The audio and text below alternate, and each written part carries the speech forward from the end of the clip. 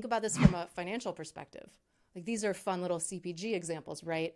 Money is the most excitatory thing in the brain, more so than sex, gambling, or chocolate. Consumers are ravenous for brands that are honest. More marketing should be like James Sexton, who is an expert in his industry, which is the business of divorce. And finally, a woman came along and was like, wait, what if it wasn't toxic?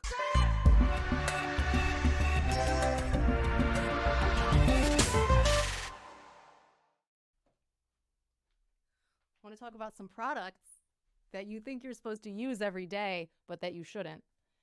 Marketing and messaging is very powerful. A lot of the ideas that have been ingrained in us since childhood about how to use products that we use in our daily lives are from commercials. Okay, let's start with food. Breakfast is the most important meal of the day, which, by the way, that's Kellogg's, and that's from Battle Creek, Michigan. That's old stuff. It's very profitable for a cereal company to tell you that breakfast is the most important meal of the day. Who benefits from that? Kellogg's, not your blood sugar. What's in this? This is the healthy cereal, right? Kashi Goleen. I like this one because it has 13 grams of protein for 220 calories. Not bad, not great either. Depends what your goals are.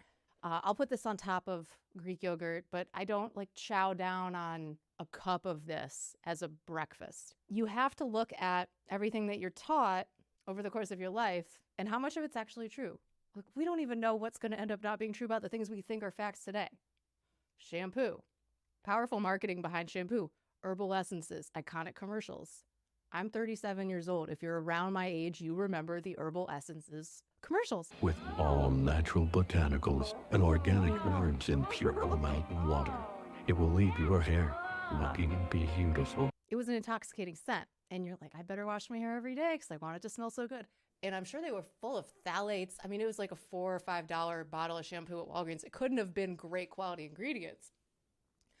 You did smell great. You would go to summer camp, wash your hair in that cold shower, go to the dance with the boys. Did you catch a whiff of my essence? But you don't need to wash your hair every day. It's bad for it. It strips it of its natural oils. What are we doing? And the same thing with fabric softener.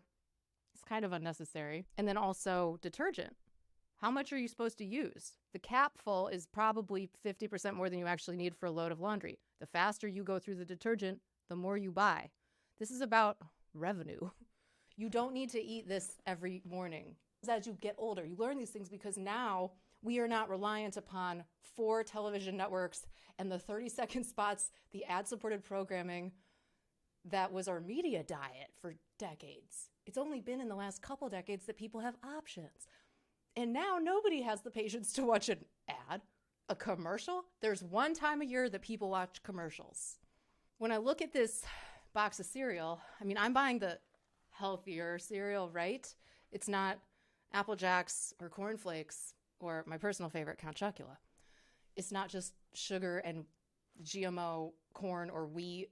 Like, we don't need to be eating any of that stuff. The messaging and the marketing is powerful. There is less tolerance in the modern consumer because they have more easy access to information. And there's all this whistleblowing going on with like, actually, you're supposed to use the shampoo once a week, but twice.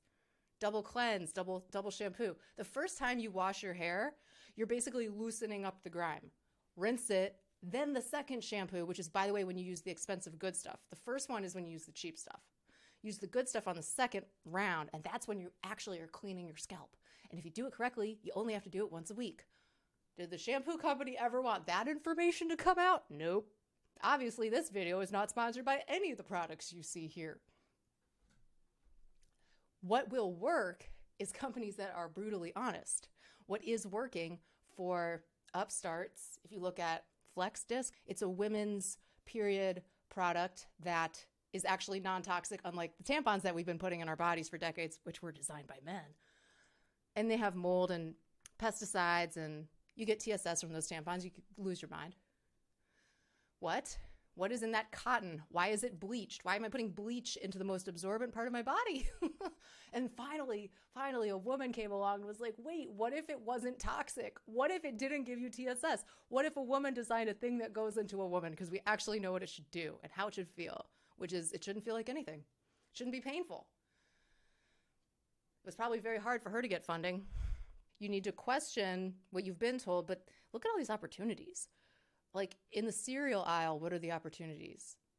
There aren't that many left. It's a very crowded vertical, but there are opportunities with products that have been used incorrectly because consumers are ravenous for brands that are honest. Think about this from a financial perspective. Like these are fun little CPG examples, right? But when it comes to your money, money is the most excitatory thing in the brain, more so than sex, gambling, or chocolate, as my friend Daniel Crosby wrote about in The Behavioral Investor. I cite this often because we have to look at the neurochemistry of what's going on when people are making purchasing decisions, which are 95% emotional. If this decision to buy something is emotional and it's based on ethos, pathos, and logos, these are the 3 strategies to persuade an audience. I will link to my podcast episode about you need all 3. These are the triangles, like a stool that supports the rest of the messaging. But pathos appeals to the emotions, ethos appeals to the thought of authority, and then logos, of course, is logic. They have to think of you as an authority and believe you. You have to also be a storyteller and appeal to emotions, and then you need some logics. Like here's a chart, here's some stats, back it up. You get all 3 of those, boom, that's a sale. You got a customer. Well, you have a buyer. A customer is a buyer that buys from you many times. That's what you really want. You don't want buyers, you want customers. Am I a customer of Kashi Goleen? I am, because I kind of make an exception for it, but I know that cereal's kind of junk food. Like even the good cereals are junk food. But does everybody know this? I don't know. Maybe. Increasingly so, consumers have healthy skepticism like Mr. Berry taught me to have. When it comes to marketing your own brand, big opportunity. Look at the rest of your competitors and how are they banking on the fact that people still don't know the truth? People still don't know that you don't need to eat breakfast. People still don't know that you don't need to wash your hair every day or 2. What in your industry is the myth that has been perpetuated, that has been profitable?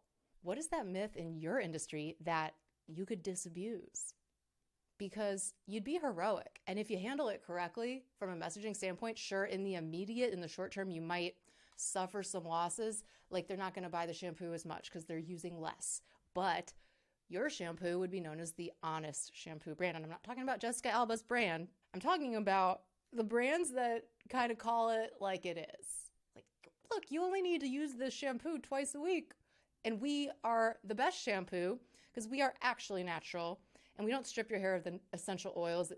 If you're just joining me, this podcast is about marketing and branding. It has been going for 6 years now. Sometimes it's video, but it's always on Spotify and Apple, and you can get the audio.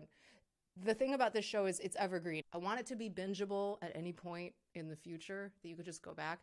And the feedback I've gotten from people is, I just binged like 6 of your mini pods last night. Wow, I learned a lot. And that is my goal. I want to give a shout out to Mitch Slater at UBS, who has been sharing that Buffalo marketing episode. I'll link to his post about it in the show notes. Thanks for sharing that, Mitch.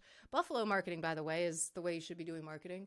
Use every bit of that Buffalo, every bit of that piece of content, and let's all just start telling the truth. Like, podcasts are not podcasts, they're Buffaloes. You only have to wash your hair twice a week. And most brands are kind of lying.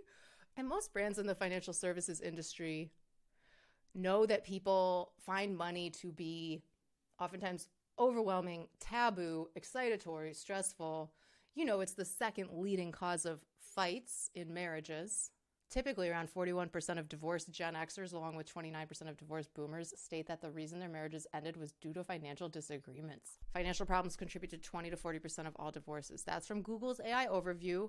CNBC, 54% of people believe a partner with debt is a reason to consider divorce. From a financial services marketing perspective, what if we just acknowledged the truth, which is you and your partner have probably disagreed on money, or maybe you guys don't even know how to talk about money. You and your partner probably got married and didn't even have a lot of really important discussions because they were uncomfortable. Do you have a prenup? You should. Statistically speaking, you're going to wish you had one, but you probably didn't talk about it because you were all about the ring and the flowers and the big day. But no one's talking about, this is the biggest business decision of your life. You're going into business with somebody. Marriage is a business. Marriage is an industry. Marriage is a contract. It is a business contract. Yeah, there's a love component too. Marriage means different things. And James Sexton, NYC Divorce Attorney, Shout, talks about this. You know, he went viral on Soft White Underbelly, 6 million views. A divorce attorney's views on marriage. If you haven't seen it, you're living under a rock. I'll link to it in the show notes. And then he's been on Diary of a CEO, making the rounds. Love James Sexton. Love the honesty. More marketing should be like James Sexton, who is an expert in his industry, which is the business of divorce from a legal perspective. And he just tells the truth about it. And he's been divorced himself. And he still says he would get married because what else are you going to do? Life is about love, right? It's statistically probably going to fail. Bethany Frankel says, why would you go into business if there was a 60% chance it would fail? We do it all the time. And we culturally look at marriage as the biggest goal. Monogamy, all of it. There's huge narratives behind that. Narratives are stories. Marketing and messaging and storytelling and narratives. Get married. Don't talk about money. Prenups are unromantic. And breakfast is the most important meal of the day. Do you guys see how this is all tied together? The companies that will be successful in the future from a branding and messaging perspective are the ones that are brutally honest. Because there is so little patience for BS anymore. There is too much easy, quick access to the truth, i.e. information, i.e. wherever you're getting it. Maybe it's TikTok. Maybe it's not even the truth, but you perceive it to be true because your algorithm fed it to you. We all have different realities at this point. So if you're a company that's selling cereal or shampoo or tampons and you can be honest with people about it, like go back to Ogilvy, man. The customer is not a moron. She is your wife. I will leave you with that. Thank you for listening or watching. If you're watching on YouTube, please thumb up, subscribe. EmilyBinder.com/podcast. Binge the past episodes. I do have a Spotify playlist of my most popular episodes of all time. Good evergreen marketing stuff. That is at EmilyBinder.com/podcast. All right, guys. Talk with you next time.